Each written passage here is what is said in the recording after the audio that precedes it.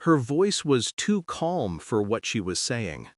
"Stop being so emotional about my work trip," she whispered across the dim kitchen, not looking up from her phone. "It's embarrassing." The words slid into me like ice. No warning, no hesitation, just a verdict. I watched her thumb move, swift, deliberate, dismissive. A message sent, another received. The faint buzz on the counter vibrated through my bones. I didn't ask who it was. I didn't ask why she needed to turn her body away from me to read it. I simply nodded once. Noted. She didn't hear the breath I exhaled after. Didn't see the way the world shifted inside me. Something subtle broke, quiet, microscopic, irreversible. I felt the distance between us expand like a cracked seam opening wider with each heartbeat. She walked past me, her perfume trailing behind her like a fading apology. She didn't stop, didn't reconsider, didn't look back. The door closed softly, as if even it didn't want to disturb her. I stood there long after she was gone, staring at the empty space she had carved out of my life with a few casual words. My hands didn't shake, my face didn't twitch, but somewhere beneath the surface, a storm began collecting itself, organized, purposeful, not emotional, just noted.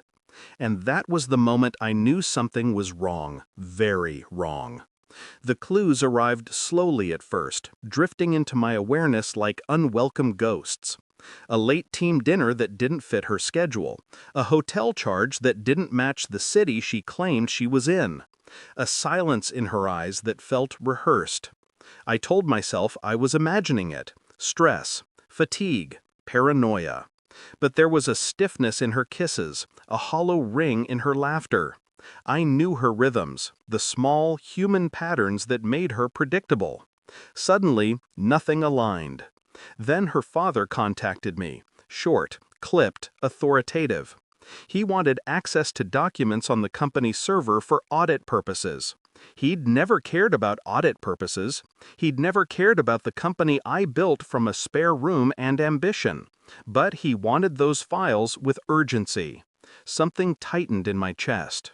At night, she slept curled at the edge of the bed, clutching her phone with the desperation of someone clutching oxygen. When she thought I was asleep, she typed with rapid, frantic movements, thumbs trembling, breath uneven. I watched her through barely open eyes, each tap carving a deeper suspicion into my skull. Once, her lock screen lit up and reflected in the mirror. A name appeared, not one I recognized, not a coworker. And she smiled, a small, guilty smile she didn't even feel. It was subtle, but it was enough. Something sank inside me, heavy and certain. I didn't react, I didn't confront, I simply let the realization settle like a stone into the deepest part of me. I remembered her words, "Stop being so emotional." Interesting how she never said it during the years I carried her through her failures, her doubts, her crises, only now. The betrayal didn't scream, didn't explode, it whispered, and I listened. I moved quietly, she never noticed. I reviewed server logs at the office after hours. Her father's access request wasn't for audit purposes. It was targeted, precise, aimed at the very departments that controlled board decisions. His signature was there, digital and clean, but the documents he flagged weren't even his jurisdiction. Her lover's name appeared in email metadata days later, buried, cleverly redirected, wiped from her inbox, but not from the server. A plan, slow, careful, involving both of them. Take control of the company, remove me from my own creation, replace the founder with a more competent, board-approved leadership structure. And she, my wife, was the bridge tying their ambitions together. I felt nothing at first, just an expanding cold that pressed against the walls of my ribcage. One evening she came home late, hair messy, mascara slightly smudged. She claimed traffic. I nodded. Inside, I marked the moment like a scientist observing a specimen. I checked her location history through a synced car app she forgot existed. Her route was nowhere near traffic. Instead, she had parked for 42 minutes outside a hotel neither of us had ever visited. Every piece slid into place. Still, I stayed quiet. My silence unnerved her. She watched me longer, studied me as if sensing a shift but unable to identify it. I made my movements predictable, my tone neutral, my routine unchanged. The calmest version of myself. Because storms don't announce themselves. They arrive. I pulled financial records, board meeting minutes, private emails. I consulted discreetly with 2 trusted partners, the only ones who knew the company's skeletons by heart. All legal, they assured, all traceable, all damning. I prepared documentation for the board. I built timelines, graphs, communication threads. I prepared motions to remove her father from the board and freeze any voting rights associated with her. Quietly, precisely. The night before it happened, she climbed into bed beside me and whispered, "You've been distant lately. Are you okay?"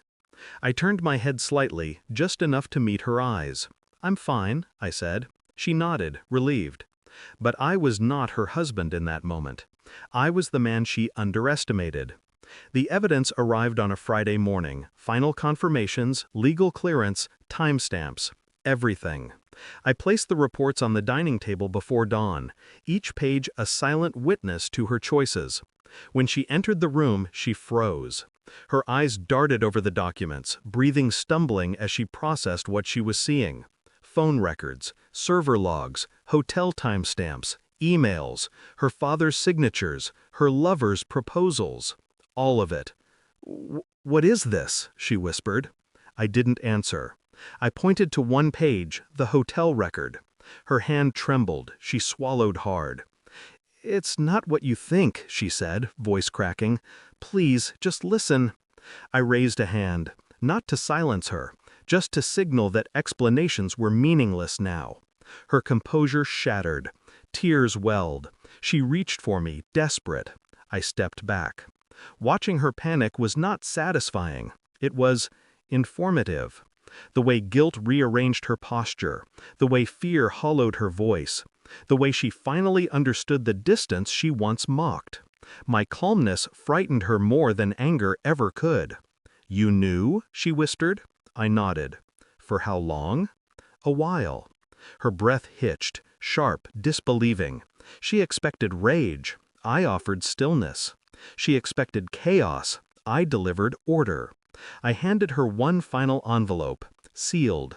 "Open it," I said. She tore it open with shaking fingers. Inside was a formal notice. Her father stripped of all voting power. A board meeting scheduled, mandatory attendance. Her lover listed as subject of investigation. She stared at me as if seeing a stranger. Maybe she finally was. She arrived at the company I built with swollen eyes and trembling hands. I didn't walk beside her. I entered separately, quietly, professionally. When she stepped into the boardroom, she froze. Her father sat at the far end, pale, confused, papers in front of him like scattered debris. The board members whispered among themselves. Her lover, hands folded, face drained of confidence, stared at the table as if praying it would swallow him. She looked at me. "You did this?" "No," I said calmly. "You did." The meeting began. Evidence projected in cold, sterile detail. Not infidelity, no one here cared about that. This was about attempted corporate manipulation, breach of trust, collusion, and strategic sabotage.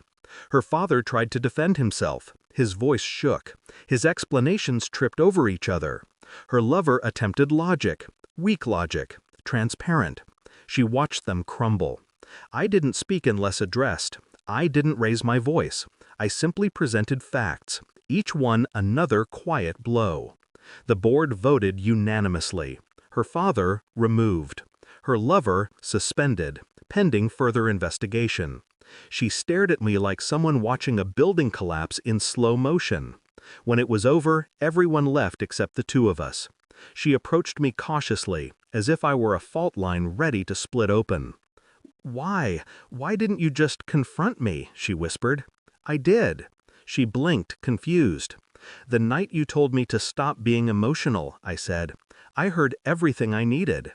"But this? All of this?" "This is not emotion," I said. "This is clarity." She shook her head, tears falling now, not from guilt, but from the realization of consequences she never imagined. "You ruined them," she whispered. "No," I corrected. "They ruined themselves. I just stopped protecting them from the truth." We walked out of the building together, but we were not together. She reached for my hand once. I didn't pull away, I simply didn't offer mine back. The air felt strangely peaceful. No tension, no noise. Just the quiet aftermath of a storm that had always been inevitable. She tried one last time. "Can we fix this?" I looked at her, really looked at her. The woman who once laughed with me in small apartments, who believed in me when no one else did. The same woman who later traded those memories for ambition and secrecy. I felt nothing. Not forgiveness, not resentment. Just